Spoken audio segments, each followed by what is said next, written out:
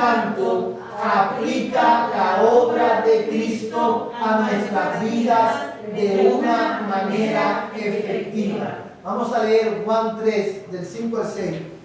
Y luego vamos a leer Tito 3, del 5 al 6.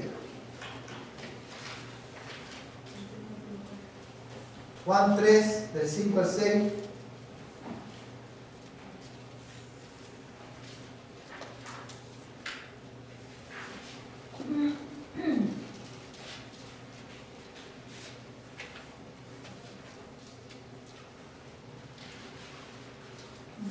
Voy a pedir a Martincito que él tenga esta lectura para nosotros hoy.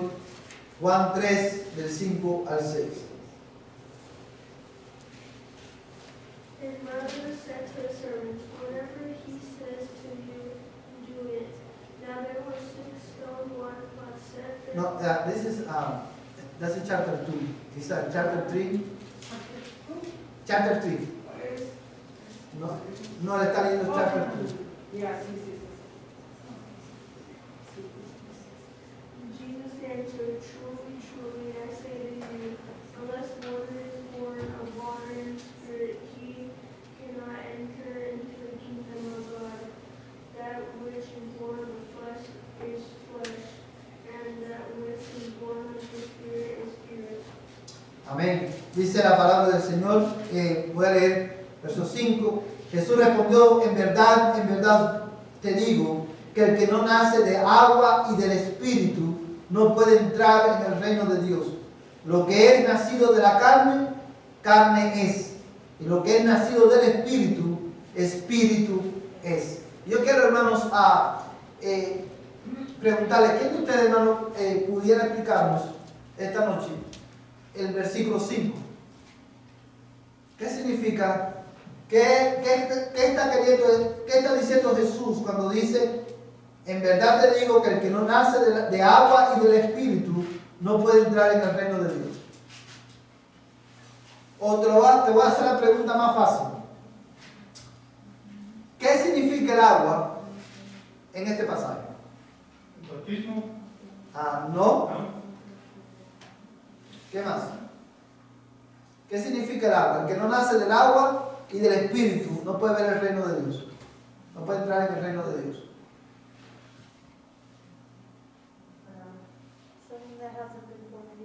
¿Cómo? Es la manera en que nacemos de nuevo. Muy bien, una persona nace de nuevo por el agua y el Espíritu. Pero el agua, ¿qué significa? La palabra de Dios. Y lo que Jesús está diciendo es que para entrar en el reino de Dios, como dice Viviana, hay que nacer de nuevo. Nadie puede nacer de nuevo. Nadie puede entrar al reino de Dios si no nace de nuevo.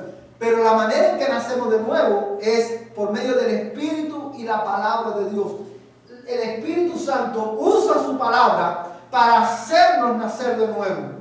Y es en ese nuevo nacimiento donde, amados hermanos, el Señor nos da fe para creer y nos guía al arrepentimiento. Cuando una persona dice, yo creo en Jesucristo y confieso a Jesús como Señor de mi vida y me arrepiento de mi pecado, esa persona ya ha nacido de nuevo. Porque de otra manera no puede hacerlo. Y esa es la manera en que el Espíritu Santo, hermano, me gusta mucho cómo la respuesta está. Dice, el Espíritu Santo aplica la obra de Cristo a nuestras vidas de una manera efectiva. O sea, ese es el llamado, hermano, eficaz. Cuando la palabra de Dios es predicada, Él la usa, la aplica a nuestras vidas, aplica la obra, los beneficios de la redención en nuestras vidas. Y de esa manera es que los muertos nacen de nuevo y somos trasladados del reino a tinieblas al reino de su amado Hijo. Amor, es por eso que, por esto, hermano, que nosotros debemos de orar por nuestros niños y nuestros adolescentes. Es por eso que debemos traerlos al templo cada vez que tengamos un servicio. Porque cada vez que ellos tienen una oportunidad, hermano, cada vez que escuchan la palabra de Dios, Dios obra en sus vidas a través de su palabra. Amén, hermanos. Vamos a leer Tito.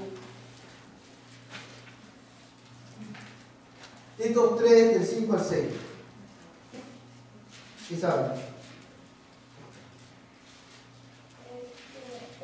Él nos salvó no por obras de justicia que nosotros hubiéramos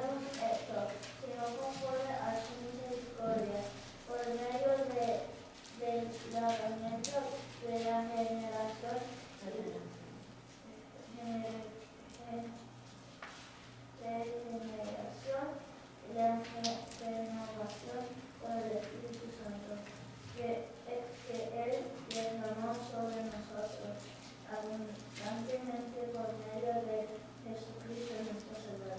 Amén. Amén. Hermanos, la próxima pregunta dice así: ¿cómo aplica el Espíritu Santo la obra de Cristo a nuestras vidas? El Espíritu Santo hace la obra de darnos fe y nos une a Cristo a través del llamamiento eficaz. Una vez más, ¿cómo aplica el Espíritu Santo la obra de Cristo a nuestras vidas? El Espíritu Santo hace la obra de darnos fe y nos une a Cristo a través del llamado eficaz. Vamos a buscar Efesios 2.8. Ese texto lo va a leer Viviana, Efesios 2.8. Y Josué va a leer Efesios 3.17.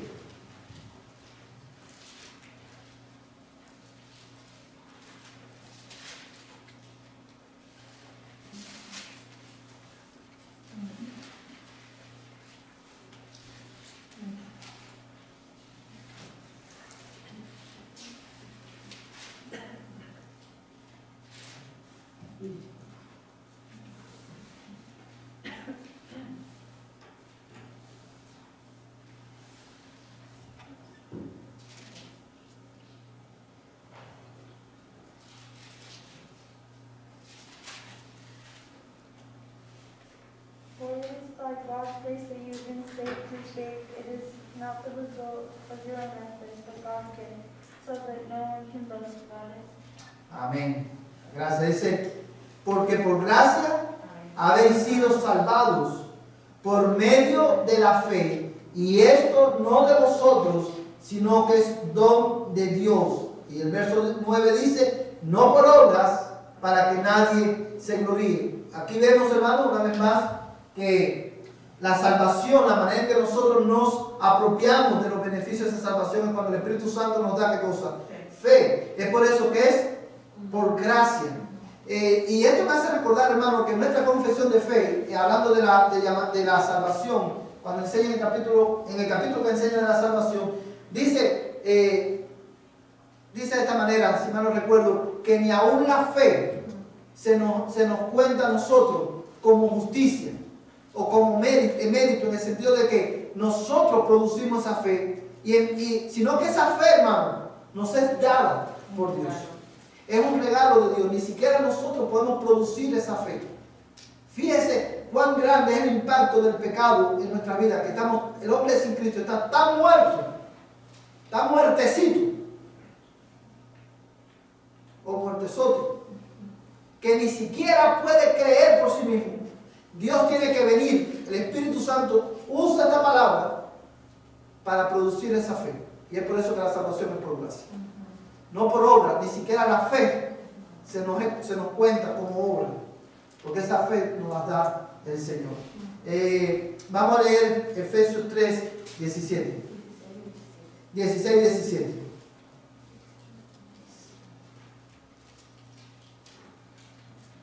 According to the riches of his glory, he may grant you to strength with power through his Spirit in your inner being, so that Christ may dwell in your hearts through faith, that you being rooted and grounded in love. Leen el 18 también, por favor. May have strength to comprehend with all the saints what is breadth and length and height and depth. Ok, vamos a ver, dice el 16, que os conceda. Vamos a leer el 14. Por esta causa, pues, doblo mis rodillas ante el Padre de nuestro Señor Jesucristo, de quien recibe nombre toda familia en el cielo y en la tierra, que os conceda conforme a las riquezas de su gloria, ser fortalecidos con poder por su Espíritu en el hombre interior, de manera que Cristo more por la fe en vuestros corazones, y que arraigados y cimentados en amor seáis capaces de comprender con todos los santos cuál es la anchura, la longitud, la altura y la profundidad. Y el verso 19 dice, y de conocer el amor de Cristo que sobrepasa el conocimiento, para que sea lleno hasta la medida de toda la plenitud de Dios. Cristo, el Espíritu Santo, hermanos, nos une a Cristo por medio de la fe. Nosotros estamos en Cristo, unidos a Él, en su muerte y en su resurrección. Amén, hermanos. Esa es la manera en que el Señor obra la salvación en nuestras vidas. Hermanos, vamos a continuar adorando al Señor y aprendiendo su palabra. Y vamos a considerar esta noche el capítulo 25. Vamos a seguir en el capítulo 25 que tiene de nuestra confesión de fe, que tiene que ver con el matrimonio. Y quiero, hermanos, para ello invitarles a buscar en sus Biblias Génesis capítulo 2.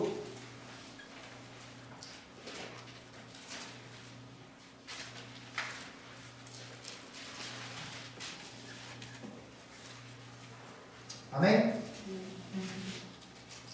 Y vamos a leer el verso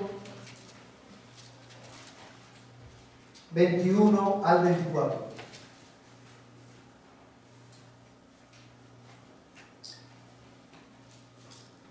Amén.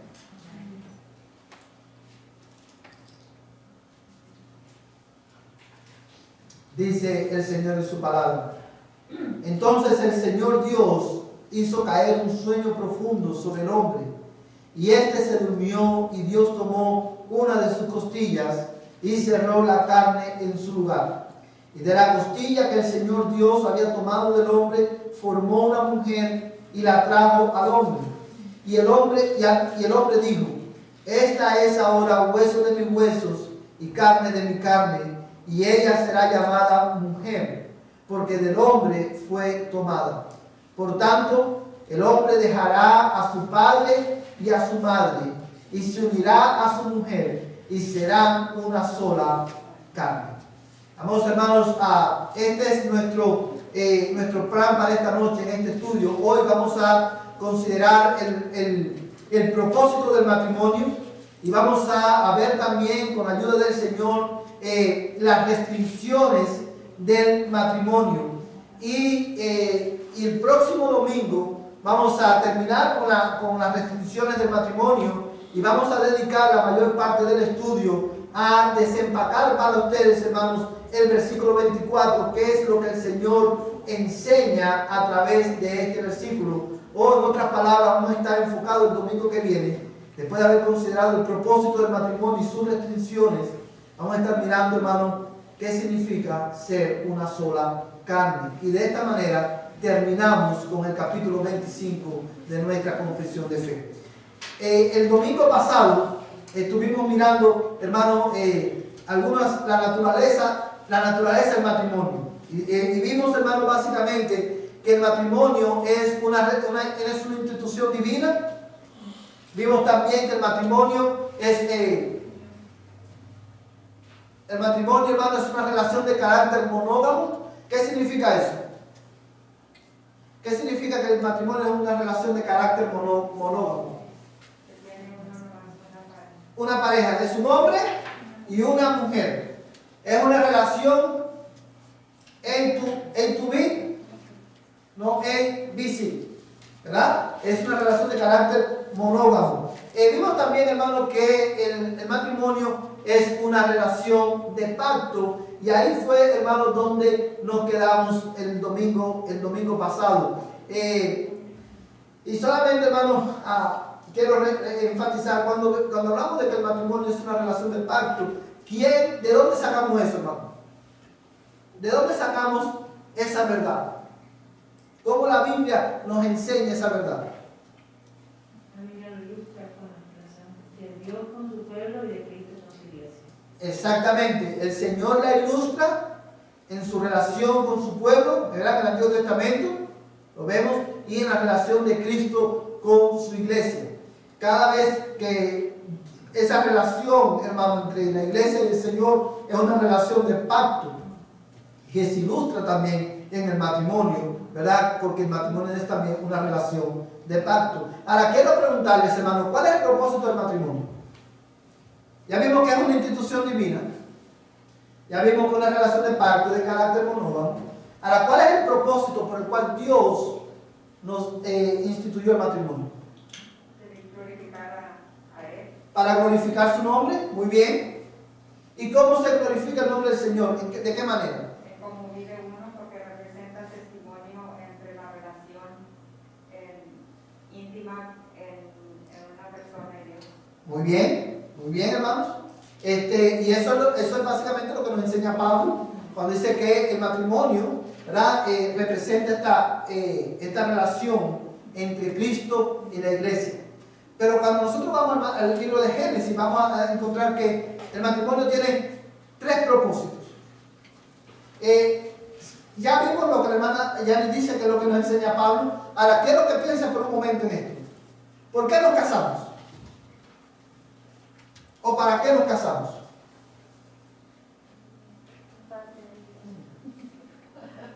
¿Para qué nos casamos? Para formar una familia. ¿Para formar una familia? Para no estar solo. Viviana, sé que estás ahí y que quieres hablar. ¿Por qué tú crees que 2 personas, un hombre y una mujer, se casan? Well, yeah, to make kids and have a family, what the hermana dice. Exactamente, para ser niños y tener una familia. Muy bien. Fíjate, hermano, ¿para qué hermano nos casamos? Para compartir con uno y el otro. Para compartir, tener compañía, el uno con el otro, muy bien. ¿Qué más? Ok, ya, nos va a ayudar. Para no trabajar solo. Dice la hermana, para no trabajar solo. Marticito. Porque el Señor dijo que necesitamos reproducirlo. Muy bien. Fíjate cómo la confesión de fe nos enseña, basada en la Escritura, el propósito del matrimonio. Dice de esta manera: el matrimonio fue instituido para la mutua ayuda de esposo y esposa, para multiplicar el género humano por medio de una descendencia legítima y para evitar la impureza.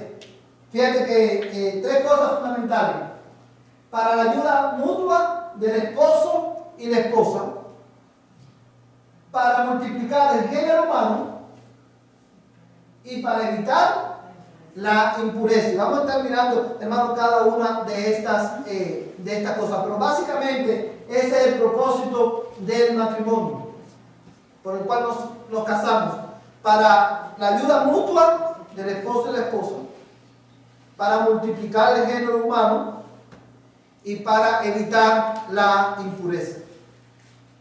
Mira conmigo, hermano, estos textos bíblicos. Génesis 2:18.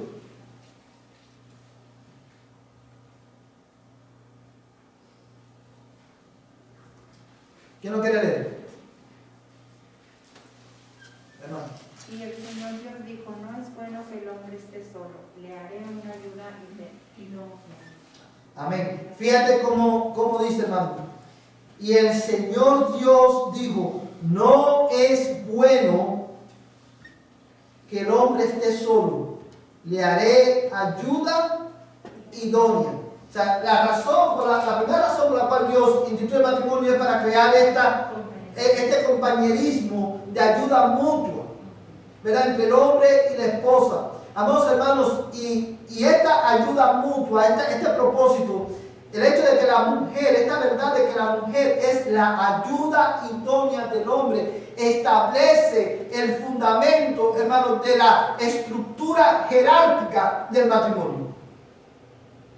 Porque ¿cuál es la estructura jerárquica del matrimonio?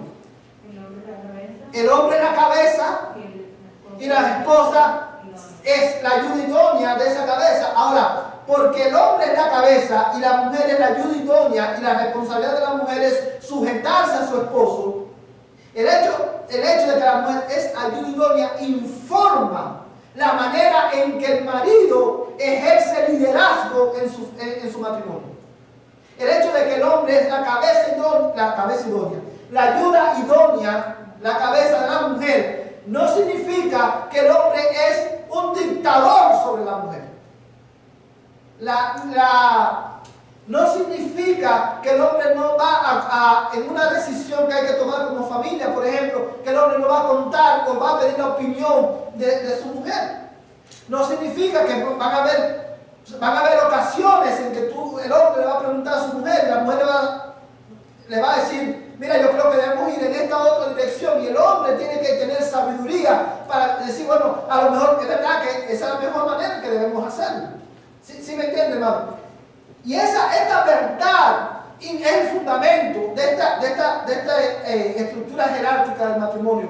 Los hombres somos la cabeza, pero no somos dictadores de nuestra mujer.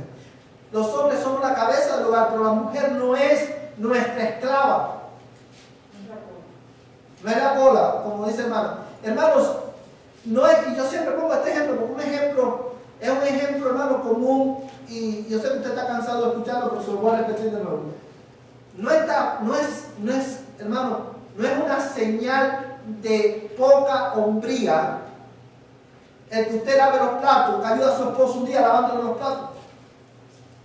Usted no deja de ser hombre porque le lave los platos un día a su esposo, o porque eche la ropa al laundry, a lavar la ropa en la lavadora y en la secadora. Y nosotros muchas veces nos excusamos diciendo, oh, es que yo vengo muy cansado del trabajo.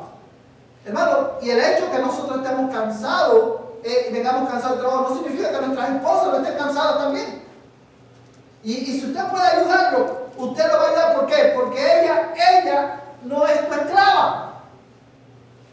Usted no es su señor. Ella es tu ayuda idónea. Amén, hermano. O sea, esto es básico para nosotros poder comprender la relación entre el esposo y el marido. Hermano, un esposo cristiano no representa bien a Cristo.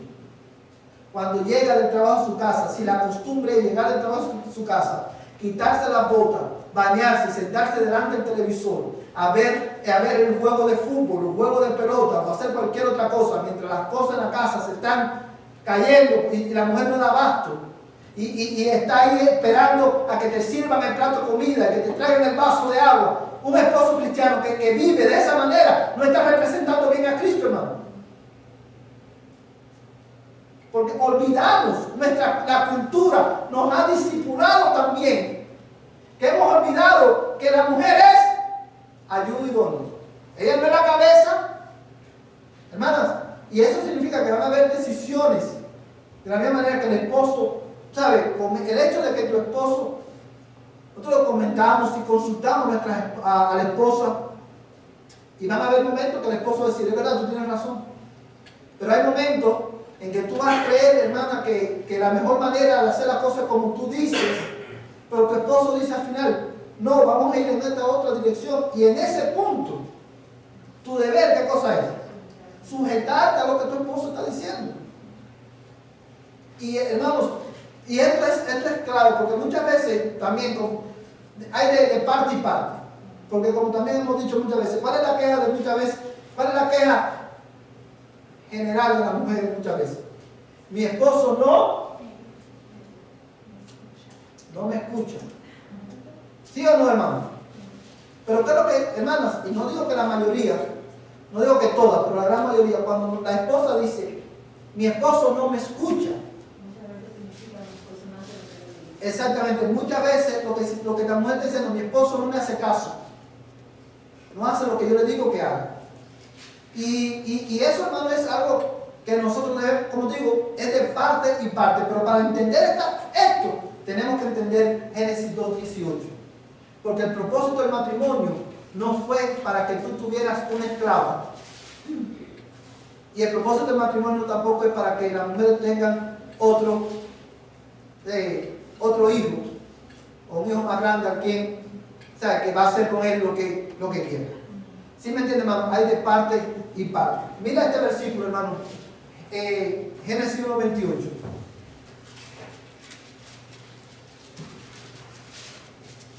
¿Quién lo quiere leer?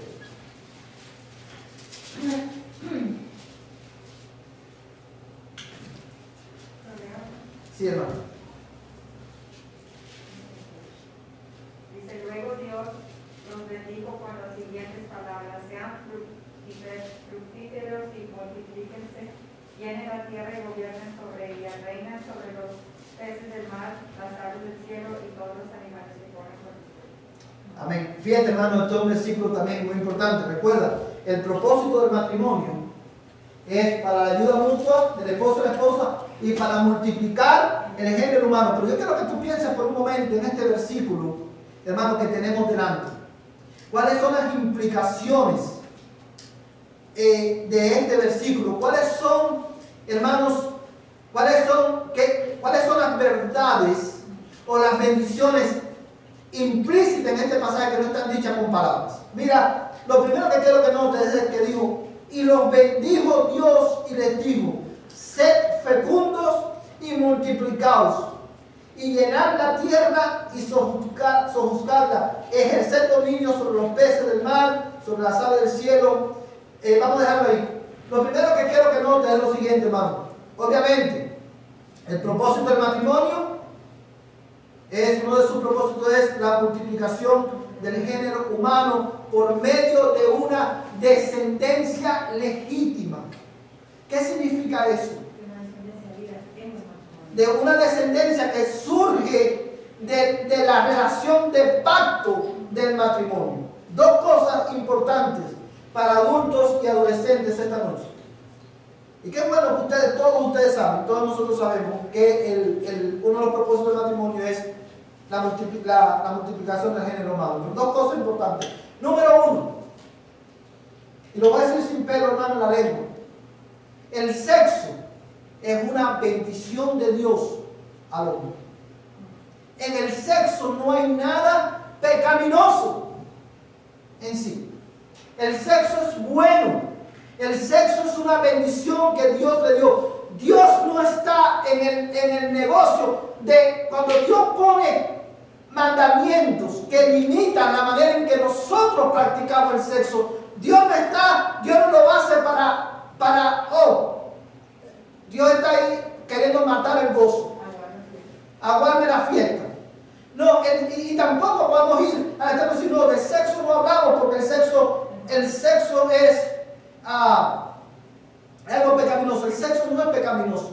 Las relaciones sexuales son buenas, son una bendición de Dios.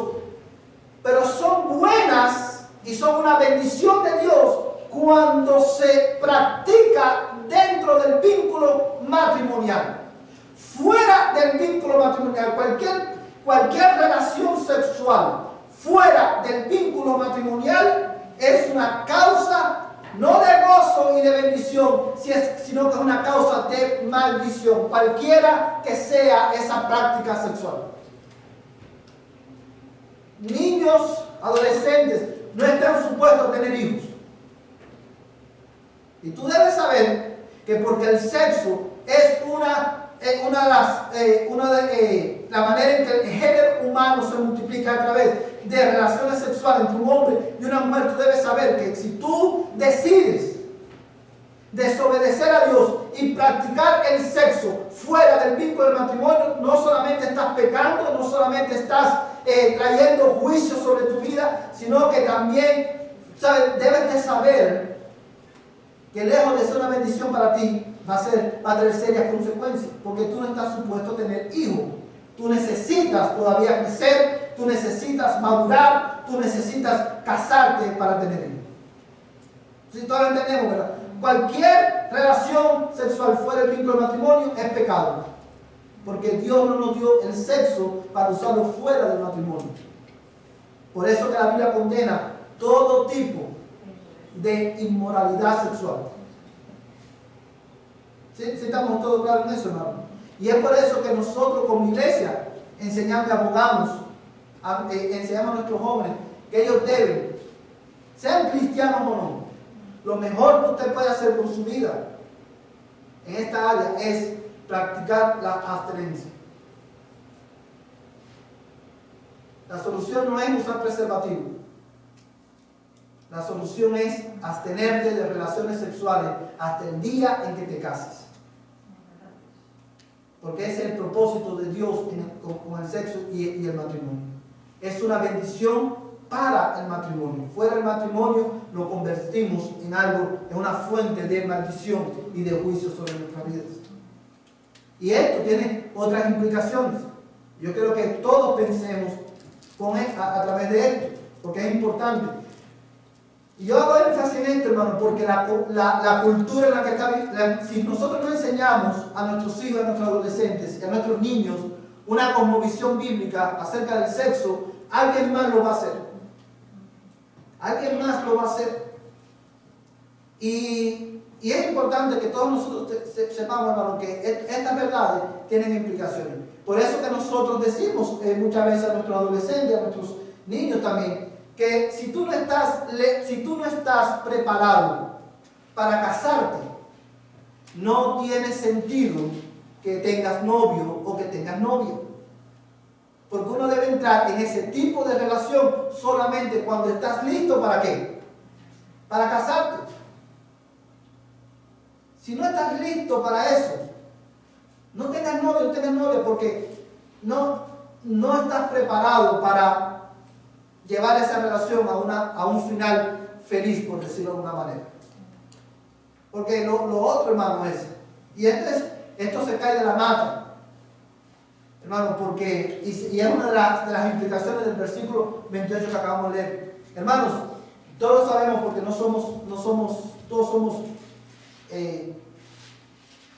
todos sabemos, la mayoría de nosotros sabemos, pero, y los jóvenes saben esto, los adolescentes saben esto. Un beso hoy puede ser suficiente. Mañana tú quieres otro beso, te puede satisfacer y tú dices, no, solamente nos damos besitos, solamente nos apretamos la mano. Pero va a llegar el momento, porque tú no tienes la edad para casarte, va a llegar el momento, aunque te mantengas con esa sola persona, ya sea tu novio o tu novia, va a llegar el momento, eso es lógico, eso es matemático, que un besito no va a ser suficiente. Un apretón de mano no va a ser suficiente. Vas a querer más, porque esa es la naturaleza humana. Y en ese querer más, porque en ese querer más vas inevitablemente a pecar. Y el pecado trae consecuencias eternas, pero el pecado también trae consecuencias temporales bajo el sol. Porque lo otro es, cuando sales embarazada, a las niñas, cuando salen embarazadas, las adolescentes, ¿qué vas a hacer? ¿Vas a abortar el bebé? ¿Vas a añadir pecado a tu pecado? Porque el aborto es pecado. Es matar el bebé o una persona que llevas dentro. ¿Qué vas a hacer? Y a los varoncitos, cuando tú embarazas a una niña, ¿qué vas a hacer? Si no te sabes ni bañar prácticamente, ¿qué vas a hacer? ¿Vas a darle frente a esa familia? ¿A la familia que acabas de formar? ¿Estás preparado físicamente, emocionalmente, espiritualmente para formar una familia? Un momento de placer puede destruir tu vida para siempre. Por eso el sexo no es para jugar. El que juega con candela se quema. El que juega con el sexo se quema. Ese proverbio es como dar al hombre brasas en su pecho sin que sus vestiduras ardan. Así mismo es. El sexo, hermano, no es un juguete. No es algo que, no, es algo serio. Es una bendición, es bueno, pero es para el matrimonio. Yo enfatizo en esto, cualquier relación sexual fuera del matrimonio es pecado. Porque desde el Génesis vemos que fue con este propósito que Dios nos lo dio. Hermanos, vamos a ver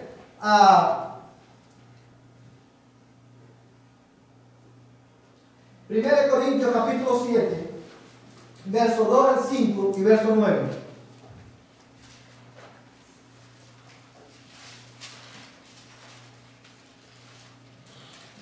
1 Corintios capítulo 7, verso 2 al 5 y verso 9.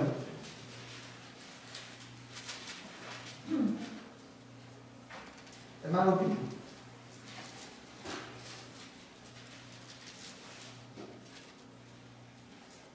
No obstante, por razón de las inmoralidades que cada uno tenga su propia mujer y cada una tenga su propio marido, que el marido cumpla su deber para con su mujer, e igualmente la mujer lo autoridad sobre su propio cuerpo, sino el marido. Y asimismo el marido no tiene autoridad sobre su propio cuerpo, sino la mujer. No os privéis el uno del otro, excepto de común acuerdo, y por cierto tiempo, para dedicaros a la oración. Poder pues ajuntaros, a fin de que Satanás no os tente por causa de vuestra falta de dominio propio.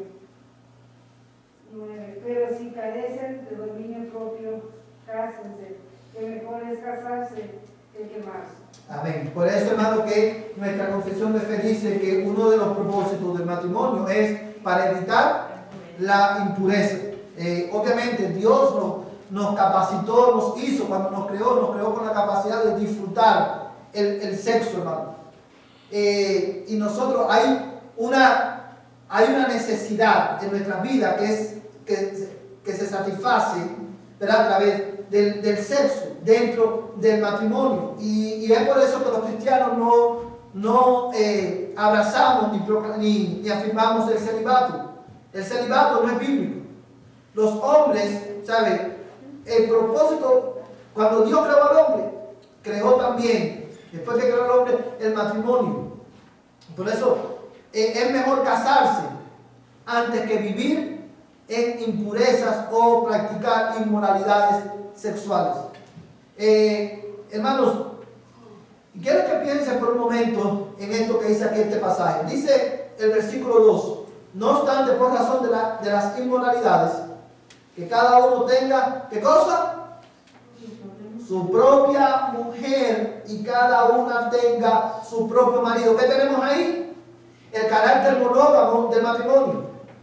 No dice que cada uno tenga 2 mujeres y que cada mujer tenga 2 o 3 maridos. No, que cada uno tenga su propia mujer y su propio marido. Dice, verso 3, que el marido, hermano, fíjate lo que dice Pablo aquí, que el marido cumpla su deber para con la mujer. E igualmente la mujer lo cumpla con el marido. ¿De qué deber está hablando ahí, hermano? El deber conyugal. El deber de satisfacerse mutuamente sexualmente. Ahora piensa en esto por un momento. Y yo quiero tomarme el tiempo aquí porque muchas veces nosotros no hablamos de este tema y no estamos acostumbrados a tocar este tema, pero es un tema que habla de escritura y necesitamos desempacarlo para nosotros. ¿Cuáles son las implicaciones de lo que está diciendo aquí? 2 cosas quiero decir, hermano. Número 1, dice que el marido cumpla su deber para con su mujer y la mujer para con su marido. Dice el capítulo 4, el verso 4. La mujer no tiene autoridad sobre su cuerpo, sobre su propio cuerpo, sino el marido. Y asimismo el marido no tiene autoridad sobre su propio cuerpo, sino la mujer. No os privéis el uno del otro, excepto de común acuerdo y por cierto tiempo, para dedicaros a la oración. Volved después a juntaros, a fin de que Satanás no os tiente por causa de vuestra falta de dominio propio. Una cosa, hay varias cosas aquí. Lo primero que quiero que veas es lo que el texto no está diciendo.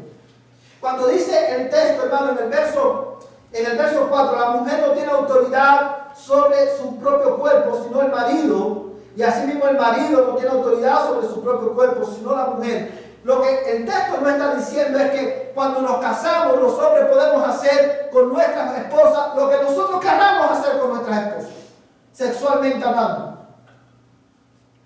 Una vez más, ellas no son nuestras esclavas sexuales, y los esposos son esclavos sexuales de su esposo. Eso no significa que si yo como esposo tengo deseos, tengo necesidad de tener relaciones sexuales con mi mujer, y mi mujer se siente cansada o se siente con dolor de cabeza o no está bien o está indispuesta, yo voy a venir y le voy a decir, no, tú tienes que hacerlo porque dice la Biblia que tu cuerpo, tú no tienes autoridad sobre tu cuerpo. ¿Sí lo pueden entender, hermano? No es eso lo que el texto está diciendo. ¿Qué es entonces lo que el texto está diciendo? Bueno, el verso 5 no lo explica. Dice el verso 5, no os privéis el uno del otro. Amados hermanos, una práctica común en nuestra cultura, por ejemplo, cuando un matrimonio tiene conflictos, tiene problemas, discute, la mujer dice, como un ejemplo, ahora te voy a castigar. No hay sexo para ti por 3 meses. Para que tú aprendas lo que es bueno. Para que me aprendas a valorar. Para que veas cuánto me necesitas. Y el hombre también puede decir lo mismo. No vamos a tener sexo por... Como dicen muchos, la fábrica está cerrada. Hermano, eso es pecado. Eso es pecado. Una mujer cristiana no debe tomar ese camino, ni un hombre cristiano debe tomar ese camino. Y es por eso, a eso es lo que se refiere Pablo cuando dice que la mujer no tiene potestad sobre su cuerpo, ni el esposo tiene potestad sobre su cuerpo. ¿Para qué? Para que no nos privemos el uno al otro. Amados hermanos, cada quien, porque estas son las implicaciones de este pasaje, lo que tenemos que profundizar. Cada quien es responsable por su propio pecado. ¿Sí o no?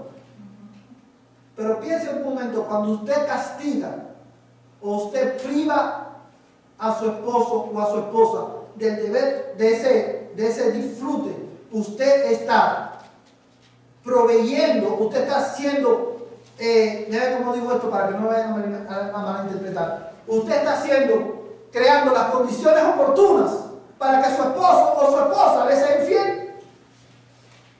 Eso es lo único que usted está logrando con eso. Obviamente, si su esposo o su esposa le es infiel, va a tener que dar cuenta a Dios por su pecado. Él o ella es responsable por ser infiel.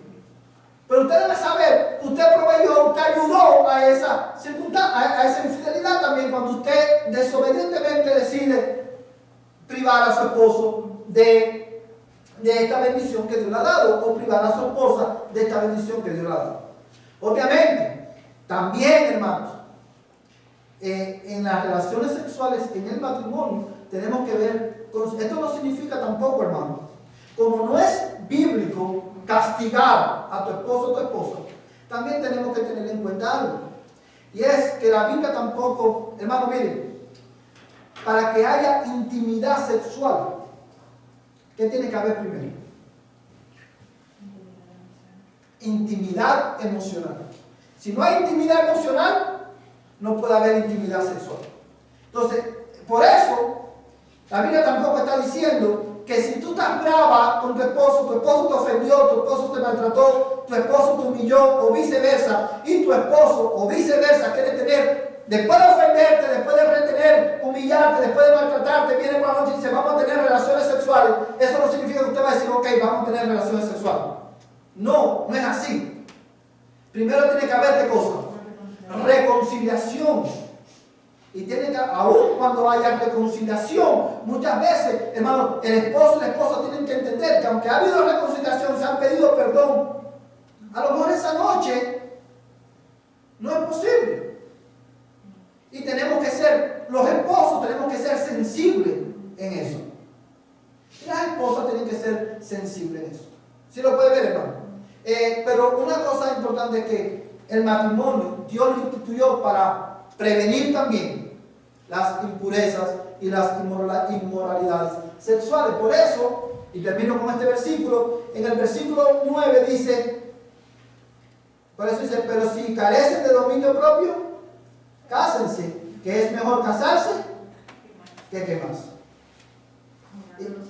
Hablándole a los solteros, hermano. Viviana tiene una pregunta. Dice... I'll just ask you at this point. So, if God didn't like the idea of a woman being with a woman or vice versa, then why did He put that temptation out there for us to choose? La tentación de un hombre con un hombre y una mujer con una mujer. Bueno, realmente. Because He knows it's sin. Él sabe que es pecado, y eso es muy buena pregunta. Pero no es Dios quien pone la tentación. Mira cómo funciona. Dios estableció que el matrimonio es entre un hombre y una mujer.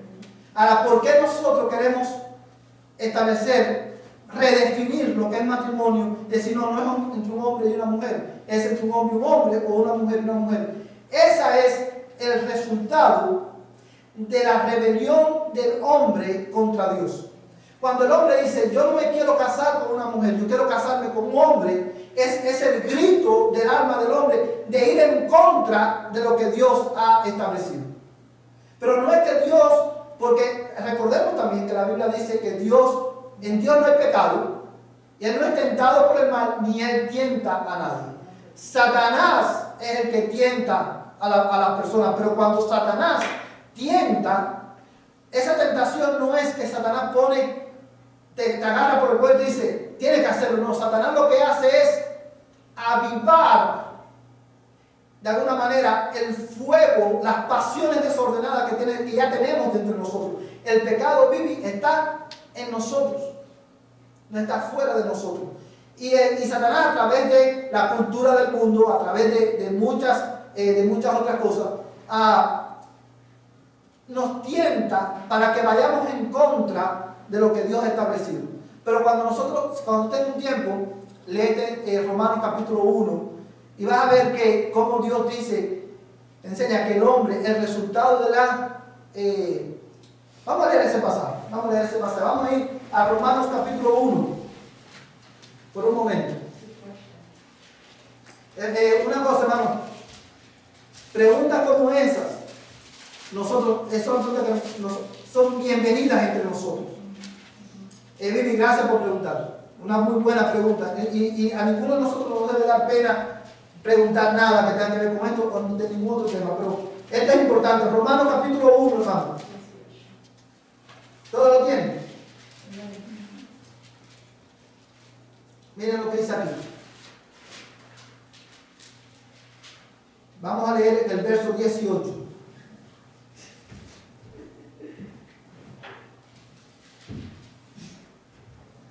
Romanos 1:18 dice: porque la ira de Dios se revela desde el cielo contra toda impiedad e injusticia de los hombres, que con injusticia restringen la verdad. Vamos a hacer una pausa aquí. ¿Qué es lo que me está diciendo? Que la ira de Dios se revela, se manifiesta desde el cielo sobre los hombres que restringen, que hacen guerra, quieren restringir la justicia de Dios, la verdad de Dios, con injusticia, con una vida pecaminosa. Básicamente es eso lo que está diciendo. Ahora, fíjate lo que dice, verso 19. Porque lo que se conoce acerca de Dios es evidente dentro de ellos, pues Dios se lo hizo evidente.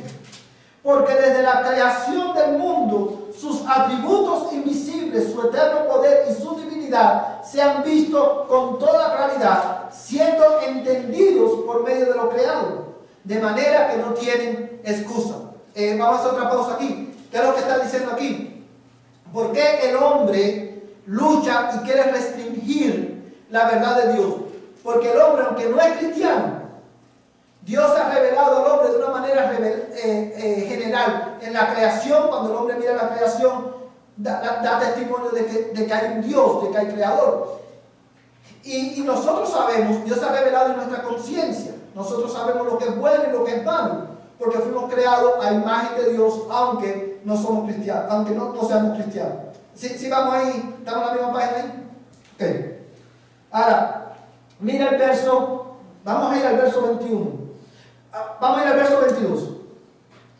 Profesando ser sabios, se hicieron necios y cambiaron la gloria del Dios incorruptible por una imagen de forma de hombre corruptible, de aves, de cuadrúpedos y de reptiles. Dice la Biblia que el hombre sin Cristo, profesando, creyéndose ser sabio, se hizo necio. Y la necedad del hombre está en que quiere redefinir lo que Dios ya ha establecido.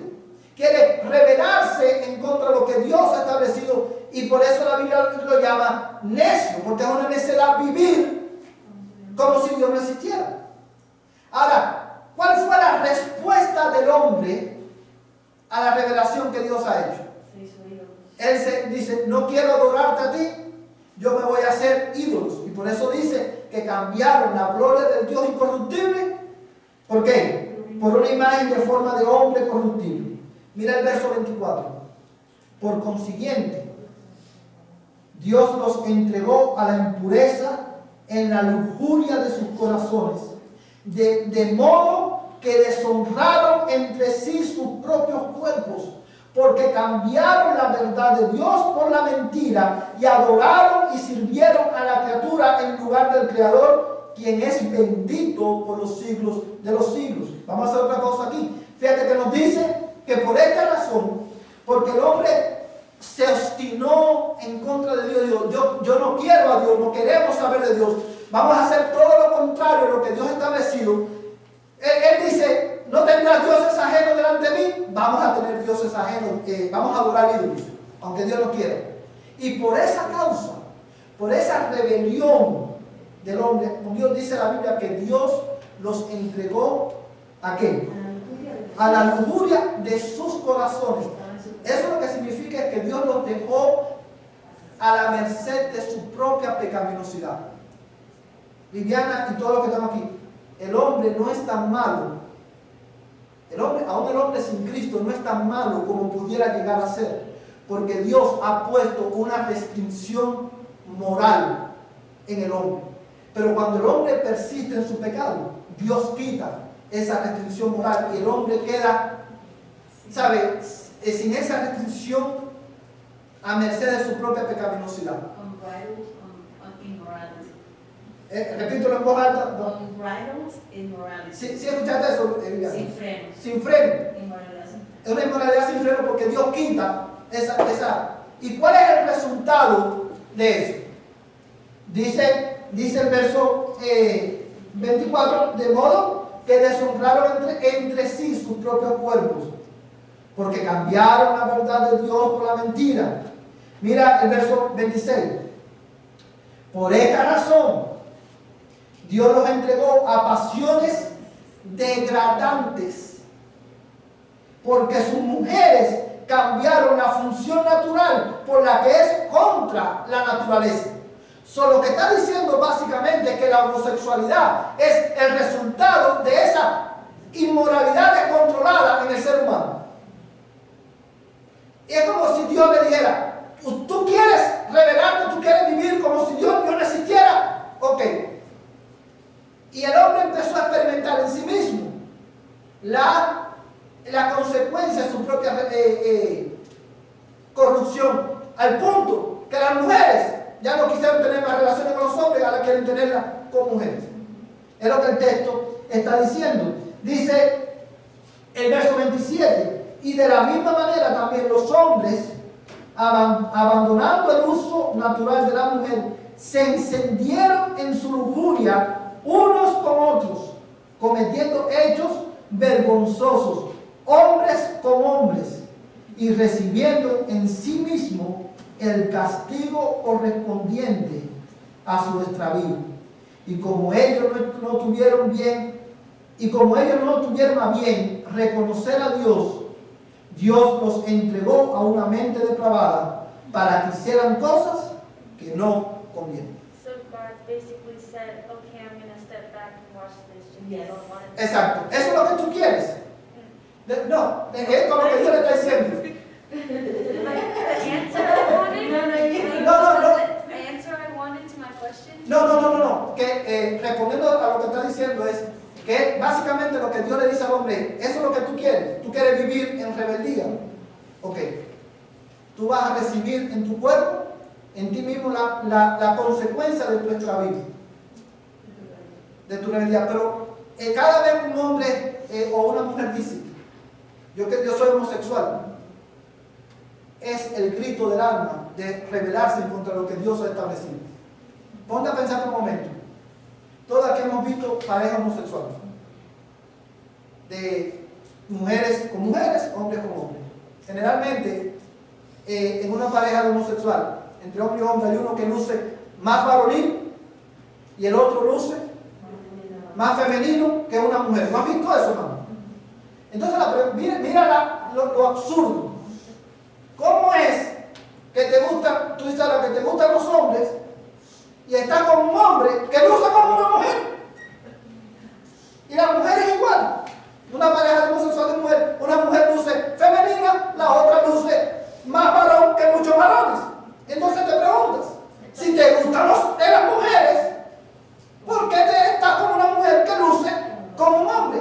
Porque en el fondo del corazón lo que quieren es no vamos a hacer lo que Dios ha establecido. They know God's word, but they don't accept that they don't. Ellos saben lo que Dios ha establecido, pero ellos no quieren, porque es su rebelión en contra de Dios. Y este es el problema. Hermanos, la homosexualidad, ahora mismo, salir del closet, como le dicen, es el último grito del amor. Ahora es cool. Es muy cool ahora decir, soy homosexual. Hermanos, pero dice la Biblia que tanto los homosexuales como los que aprueban ese tipo de estilo de vida son merecedores del justo juicio de Dios. Por eso, hermano, que la iglesia tiene que permanecer firme en lo que la Biblia enseña acerca del matrimonio y acerca de la relación de un hombre y una mujer. La homosexualidad es pecado. Exactamente. Y para ellos también hay salvación en Cristo. Lo único que tienen que hacer es creer en Jesucristo y arrepentirse de su pecado y confesar a Jesús como Señor de su vida. Pero es común. Usted no se da cuenta que ya casi nadie. Hermano, miren, vengan, y una vez más, yo no estoy de acuerdo con relaciones de noviazgo en la adolescencia por lo que ya he dicho. Pero usted ve en una escuela a un niño y a una niña de mano que se dan un beso en la boca, y lo que se forma es lo que se forma. Pero ven a dos niños o a dos niñas besándose y no pasa nada. ¿Es así o no es así? No es el mismo escándalo. Es algo, porque lo normal ahora no es lo que Dios ha establecido como normal. Lo normal ahora, y dentro de un futuro no muy lejano, es que los hermanos, los que vamos a estar fuera, para los ojos de la cultura, los pecaminosos, van a ser los hombres que le gustan las mujeres. Lo vergonzoso va a ser las mujeres que le gustan los hombres, porque la norma va a ser que los hombres le gusten los hombres. Porque, hermano, la sociedad va a pasos agigantados en contra de Dios. Pero una cosa muy clara, no es Dios quien pone la tentación, el mal está en nosotros. Y la homosexualidad, como cualquier tipo de idolatría, es una expresión de nuestra rebelión en contra de Dios. Por eso cada homosexual, hermano, no solamente el homosexual, porque déjenme decirle, tan culpable de juicio es el homosexual como lo es el que tiene sexo fuera del matrimonio, aunque sea una relación de un hombre y una mujer. Hermano, usted pudiera explicar, de verdad, pues no nomás a los jóvenes, sino cómo ellos deben enfrentar eso cuando tienen maestros así, tienen quizás ya más en la high school, ¿verdad? Ya lo han visto, cómo ellos deben de enfrentar eso. De enfrentar eso, bueno, muy buena pregunta también. Hermano, ¿cómo nosotros enfrentamos una situación como esta? Número uno, nosotros debemos de estar convencidos en lo que creemos y por qué lo creemos. Nosotros tenemos que entender y conocer que la verdad es lo que la Biblia dice que es verdad, porque es la palabra de Dios. Y eso es lo primero, tener una cosmovisión bíblica del matrimonio y de la sexualidad. Nadie nace siendo homosexual. No existe tal cosa como un hombre en un cuerpo de una mujer o una mujer en el cuerpo de un hombre. Cuando Dios te creó, te hizo en el vientre de nuestra madre, al varón lo hizo varón y a la mujer lo hizo mujer. Entonces lo primero es tener una cosmovisión bíblica y un entendimiento bíblico de lo que Dios enseña acerca de la sexualidad y del matrimonio, y permanecer firme en esa posición. Cuando nosotros vemos un homosexual o una pareja homosexual o lo que sea, nuestros maestros enseñan eso. Nosotros tenemos que el cristiano tiene que saber defender su fe. Al final se reduce a eso, hermano. Aunque ellos digan que no es pecado, los jóvenes cristianos tienen que pararse y decir sí es pecado, porque la Biblia lo condena, porque Dios, que es el creador del ser humano, el creador del matrimonio, establece que el matrimonio entre un hombre y una mujer. Pero obviamente debemos hacerlo con amor. Debemos decir la verdad en amor. Como cristianos, cuando nosotros tenemos a compañeros de estudio o compañeros de trabajo homosexuales, la respuesta nuestra no debe ser tú para allá y yo para acá. No, nosotros tenemos que mostrarle el amor de Dios. ¿Y cómo nosotros le mostramos el amor de Dios? Predicándoles y teniendo relación con ellos. Amándoles. Son hechos a imagen de Dios. Exactamente, hermanos. Si Dios te aceptó, Dios te salvó cuando tú estabas muerto en tu delito y pecado, ¿cómo nosotros no podemos tener una relación? No tienes que ser amigo de uña y carne, como uno dice, pero tener una relación de respeto con esa persona y mostrar el amor de Cristo, principalmente predicándole y principalmente y sirviéndole en la capacidad que tú puedas servirle. Esa es una cosa. Tener una cosmovisión bíblica del matrimonio, tener una relación saludable con esas personas. No debemos rechazarlos, porque ellos son creados a imagen y semejanza de Dios y son tan pecadores como cualquier otra persona. Y en tercer lugar, hermano, tenemos que mantenernos firmes, tenemos que estar dispuestos a sufrir por nuestras convicciones. No sé si eso respondió, porque, por ejemplo, cuando una maestra dice, y vemos maestros homosexuales y que ellos enseñan la homosexualidad en la escuela, los cristianos tenemos que saber que eso está equivocado. Yo hice la pregunta porque yo miro dos extremos. Ya sea uno muy malo con ellos, comienza a hablar de ellos, atrás de ellos se burlan de ellos, o nada. No, exacto. Lo rechazamos, luego. Y quería yo que ellos oyeran a usted qué debemos de hacer cuando nos toca, porque muchas veces no sabe uno. Exacto, esos dos extremos son pecaminosos. Una cosa importante, el hecho de que tú te sientes en tu escuela a almorzar con un compañero de estudio que dice ser homosexual, no te hace a ti homosexual. Tú tienes que saber quién tú eres en Cristo. Tú tienes que estar consciente de tu identidad. Tú no eres homosexual, tú eres un hombre o una mujer. Eres femenina o eres masculino. Y el hecho, la homosexualidad no se pega como el COVID-19.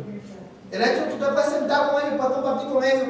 Ahora, tú no vas a participar en su pecado.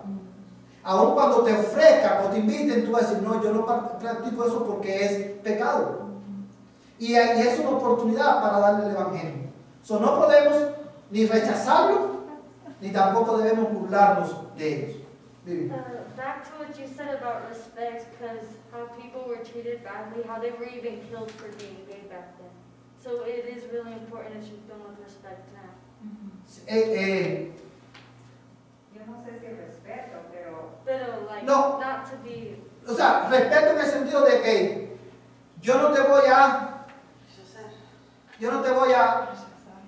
rechazar, ni te voy a no me voy a burlar de ti, ni voy a hacer el big deal con tu situación. Tú sabes, pero tú quieres seguir en esa vida, esa es tu decisión, pero yo tengo esta es mi posición. O sea, no rechazarlo, pero tú como cristiana, nosotros cristianos tenemos la obligación de decirle en amor lo que la Biblia dice acerca de eso. Porque es la Biblia lo que enseña lo que es la verdad. Pero muchas veces tenemos que también estar conscientes de que al hacerlo vamos a sufrir nosotros también. Pero vale la pena pararse firme en la verdad. Vale la pena pararse firme en nuestras convicciones bíblicas acerca del matrimonio. Y recordemos, Dios es quien define lo que es la verdad. Entonces, eso es lo que yo quiero que ustedes lleguen a su casa esta noche con relación a eso, hermano. El mundo, no solamente con la homosexualidad, sino con muchas otras cosas. Usted lo ve en el televisor, usted lo ve en todas partes, en la escuela, y eso es como se ha ido regando, y casi ya que es la norma. Pero nosotros tenemos que saber lo que la Biblia enseña. y tener nuestras convicciones. Necesitamos entender que nuestra identidad es quiénes somos nosotros como seres humanos creados en la imagen de Dios. Y con relación a ellos, debemos amarlos. Debemos tratarlo como Cristo trató a aquella mujer samaritana. Debemos de, con respeto y amor, decirle la verdad del Evangelio. Porque solamente Dios, ellos necesitan a Cristo. No hay nada que los pueda sacar de esa condición. Ellos necesitan oír a Cristo. Pero también, por el otro lado, porque esa moneda tiene dos caras. Cuando yo me voy a parar en mi escuela y voy a decir la homosexualidad es pecado, porque Dios creó hombre y mujer, yo tengo que vivir una vida que glorifique el nombre del Señor. Porque este es el detalle. Estaba conversando con mi esposa el otro día y uno de los problemas, y hablamos de uno de los problemas de la iglesia. Oye, es que nosotros decimos, la homosexualidad es pecado. Pero cuando venimos al tema de la fornicación, o venimos al tema del divorcio, como que patinamos un poquito. Pero es así. Entonces, ¿la homosexualidad es pecado? Sí es pecado. La fornicación, vivir juntos, cohabitar juntos es pecado, es pecado. Hermano, como en la escuela, como al principio de su clase, hubo un divorcio y ya se casaron, creo, los papás de la niña y el niño de la nueva esposa es la misma edad que la niña y están juntos en el mismo salón. Y él no sé cómo sacó eso, y en ellos, pero es muy amiga de Martín porque vive cerca de la casa, bueno, vivía cerca de la casa, ahí como mezquita y todo eso, es como, y de verdad porque son cristianos, ¿verdad? Se dicen todos cristianos, y ahorita cada quien está con otro pareja y todos muy felices, y los niños ahí están. Sí, mire hermana, vamos a hacer una cosa, porque es un tema también que es bien interesante, bien importante, y que nosotros tenemos que pensar bíblicamente acerca de eso también. Lo que vamos a hacer es lo siguiente: el miércoles que viene, el domingo que viene, vamos a ver las restricciones del matrimonio y vamos a explicar el pasaje de qué es lo que significa ser una sola carne. Y el próximo domingo vamos a dedicar el estudio a hablar del divorcio, qué es lo que la Biblia enseña del divorcio y cuáles son sus implicaciones. Porque en una respuesta, es un caso complicado, y en una respuesta simple no va a ser suficiente. Entonces, el domingo que viene vamos a hacer eso, y el próximo domingo vamos a terminar con el matrimonio. Quiero hacer una pregunta, hermano. A Yanni, la respuesta, hermana, le ayudó. ¿Sí? Viviana, ¿te quedó alguna duda? Hermano, ¿usted levantó la mano ahorita? No, nomás iba a decirle que donde trabajábamos antes, y hermana Lupita sabe, nos tocó la oportunidad de trabajar con homosexuales y vimos también mujeres que son hombres viceversa. Ok, mi cuestión era para este hombre. Le dije yo, en el principio era Adán y Eva, no era Adán y Rebeca o alguien, era Adán y Eva. Entonces este muchacho empezó a decirme a mí que desde que nació hasta el tiempo que tiene de edad era mujer, dijo yo nací mujer. Yo no sé cuál era la mujer, pero las mujeres empezaron a decir que eran más mujeres que las que eran. ¿Okay? ¿Cómo cree usted, hermano, que mira el Señor a una persona como eso, a un hombre como eso? Hermano, como una persona rebelde, rebelde al diseño de Dios, y obviamente... No creo yo que va a haber homosexuales en el cielo, ¿verdad? ¿Cómo qué? No va a haber homosexuales en el cielo. No, ningún pecado, hermano. No va a haber... No, ni en el cielo nuevo ni en la tierra nueva va a haber ni homosexuales, ni fornicarios, ni mentirosos, ni ladrones, ni idólatras, ni chismosos. Pero una cosa importante de este caso es que cuando un hombre dice eso, hermano, la cultura te dice, tú tienes que respetar lo que él te dice. Si él te dice que es mujer, tú tienes que decir que es mujer. Y es ahí donde los cristianos tenemos que decir no. Una cosa que yo he visto, Dije, mira, yo como cristiano, yo no estoy viendo cómo eres, pero estoy viendo a uno. Exacto. Porque yo no te estoy dando físico lo que es. Sí es difícil porque, por ejemplo, cuando yo voy al baño, que me tengo que cambiar, yo no me cambio porque hay personas que dicen que son hombres y digo, no, yo no me cambio de nada, yo no voy y me meto a un... Exacto, es complicado. Pero una cosa que tenemos que tener en mente, hermano, es que cuando un hombre dice, yo nací así, lo único que está haciendo es tratando de racionalizar su pecado y de justificar su rebelión. Yo nací así. Dios me hizo así. Dios no te hizo así. Eso ya págame la. Nosotros no somos pecadores. Exacto. Sí, pero Dios no te hace. No, claro que no. Dios no te hace homosexual. Pero desde pequeños nacemos con la intención de racionalizar. Nuestra Yo maldad. no digo mentiras. Yo solamente embellezco o altero la realidad.